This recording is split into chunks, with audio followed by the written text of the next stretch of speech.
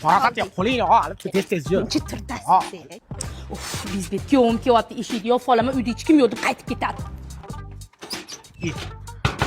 Nozim! Nozim aka!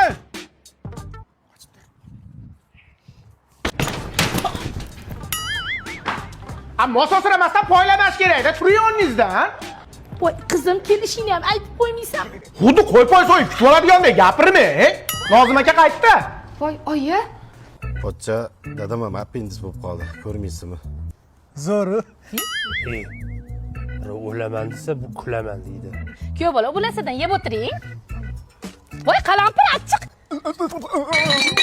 Voy, qaynoq. Apendis oldingizmi? Ha, damam ketibdi o'zi. Yegansiz tomoshilab kelganini mana shunaqasiga tiqqansiz.